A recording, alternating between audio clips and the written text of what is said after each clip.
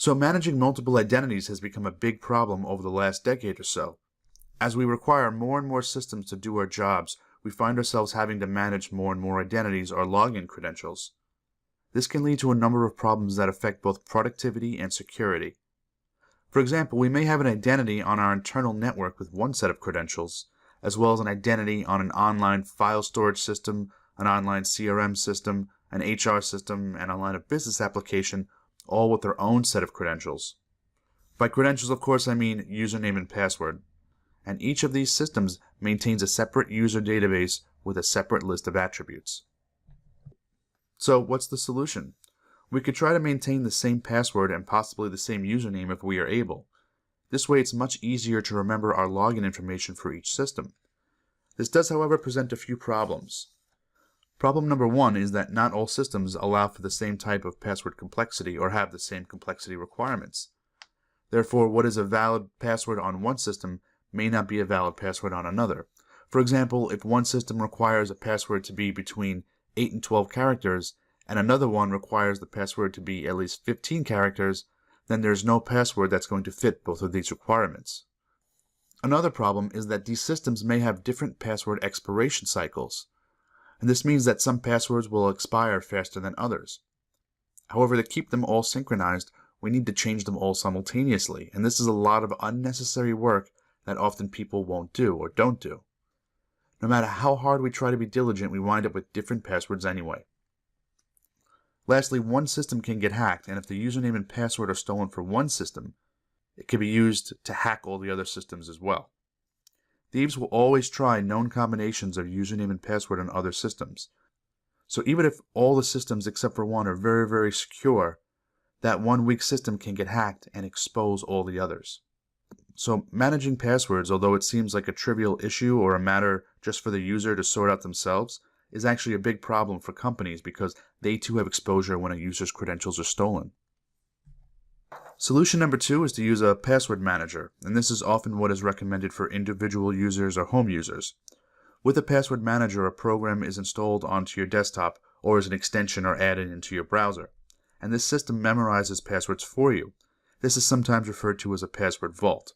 But good ones can even autofill or type in your username and password when you go to specific websites or login pages. Many password managers take it a step further and decide that if they're remembering their passwords for you and even entering in the information on the website or login page, then they can also generate random suggested passwords for you to use that are difficult to crack. In other words, if you don't need to remember it, then it doesn't need to be something memorable. This makes it less likely to contain real words, which makes it harder to guess and prevents against things like dictionary attacks. This is a great solution for many users, although it has a few drawbacks. Usually the password manager itself has a password on it, which needs to be entered in order to use it. Also, if the password manager is installed locally on your computer, that means you won't have access to it on other computers if your computer gets stolen or broken or lost, or if it's just not around. That is, of course, unless it synchronizes that password database across multiple devices or to the internet. Some of these password managers actually only exist on the internet, but if all your passwords are being stored by a third party on the internet, they become susceptible to hacking themselves. Still, it's a good solution for non-enterprise users. The third solution is identity or password synchronization. In this situation, the user sets or changes the password on one system, usually an internal system, and then that system updates all the others. In order for this to work, the target systems need to support it. There needs to be a way for a program to write or overwrite user information and passwords into the target system's database. It's up to that system whether or not to allow this. Sometimes the target systems allow the source system to overwrite the username and password along with other attributes. Sometimes it's just the password. We spoke earlier about how a system could not copy the unique identifier from one user database to another. Well, in the cases here where the username is overwritten, then it's not the username that's being used as the unique identifier.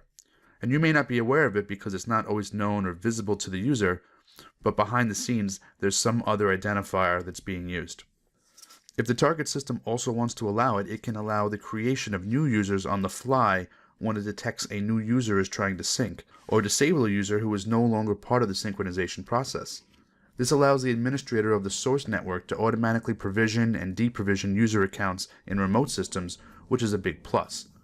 Also, the target system may allow for a password that violates its normal constraints if that password was copied from a primary system. This means that it will allow a password it normally wouldn't if it's copied or pushed from a source user object. The synchronization doesn't often happen in real time and occurs on a push or sync schedule.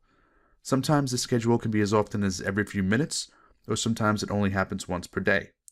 That means there could be a lag between the time when a user changes a password and when that target system is updated. Not only does that present a problem because now the passwords are out of sync for a period of time, but if the password change came as a result of a potential security issue, that lag in updating may not be acceptable. An administrator would want to make sure that they could reset all the user passwords in all the systems immediately, without having to wait for a synchronization to take place. Also, in this scenario, the user would still have to type in their username and password when they access each system, which can become annoying to users. Lastly, if one of these target systems allows the user to change their password, and then that password is subsequently overwritten by a password synchronization update, it can be confusing. So some of these systems prevent users from changing the password once you enable this feature. As you can see, it's important to understand the specifics of what a system supports and how it reacts to different situations before enabling this type of solution. The fourth solution is single sign-on with federated identities.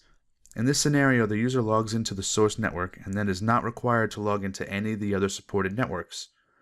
The target systems each have an identity for the user that is associated with the user's source identity, and it completely trusts the source system to authenticate the user. Therefore, once authenticated to the local network, the secondary systems will automatically log you in. It's important to make the distinction here that these other systems still have their own user objects for you and are not all using a single identity, but they are trusting that you have proven who you are to the internal network, and since they trust that system, they can automatically identify you on their network without the need of credentials. With this solution, when you enable federated identities and single sign-on, it's almost guaranteed that you can no longer manage your username and password on these other systems. In fact, you may be forced to only use the internal or primary network as the authoritative authentication source. That means if you attempt to log into any of the other systems without first logging into your primary system, it won't let you. Instead of letting you try, it will simply redirect you to the login of the primary system first. Setting this up requires a complex level of trust between the source and target systems to be done in advance. Before we move on, I want to mention that the federated identities model shown here isn't the only way to achieve single sign-on. One of the actual technologies used in this scenario, SAML, or Security Assertion Markup Language, can be implemented without Active Directory Federation Service, which is what we're really talking about here. I won't be discussing SAML implementations in this course, since it's not one of the authentication methods available to Office 365 organizations, but just know that it actually is the underlying technology working here behind the scenes anyway. So let's go over the solutions again one by one. Solution number one, which is just using the same password everywhere, it's not a good solution because it's difficult to maintain, it poses a potential security risk, and it may not be possible due to differing password complexity requirements among the different systems. Solution number two, using a password manager, is a good solution for home users or individual users because you can generate strong random passwords and you can remember them without having to write anything down. But the user needs to make sure that their password database is backed up somewhere. That being said, neither of these solutions are really considered enterprise class. Okay, well, what about solution number three, password synchronization? Well, password sync is a quick and easy way to get control over your identities. It allows users to use a single password, which promotes good security habits, no writing down passwords anywhere or keeping spreadsheets. In addition, it lets administrators force complexity requirements for all systems, since they could set the complexity requirements in the source system, and then that system will push the secure password to the other systems. It's also fairly simple to set up. The cons are that the systems need to support the synchronization technology. There's also a lag time between the password changes on the primary system and when it's updated on the secondary systems. Now, if a user is allowed to change the password on the target system, those changes may be overwritten during the next synchronization cycle, which could be confusing for the user. And the user still needs to actually log into each system when they want access. With solution number four, single sign-on, you have what is considered a real enterprise-class identity and access management solution. Like with password sync, you only have to remember one password, and the complexity requirements for all the systems can be set by the administrator. Also, access control can be set by the company as well, something we didn't talk about.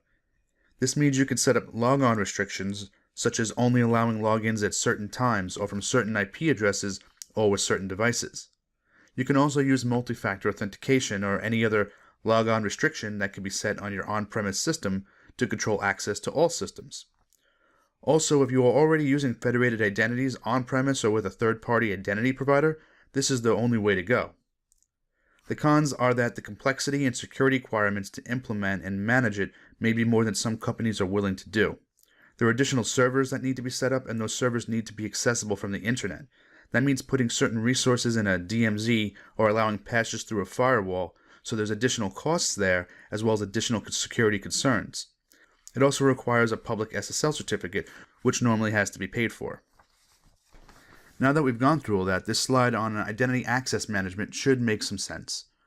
We're talking about the goal of IAM being to enable the right individual to access the right resources at the right times and for the right reasons.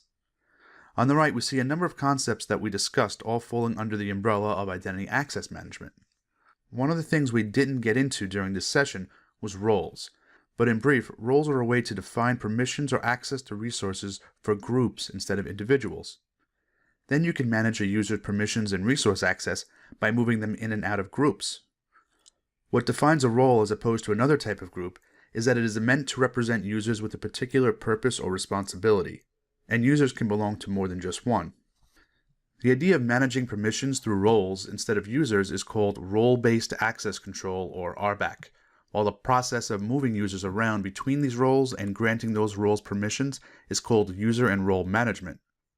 The topic of permissions and role-based access by itself can be a fairly lengthy subject to cover in full, but we do go over it in our security course, so please look for that if you would like to know more.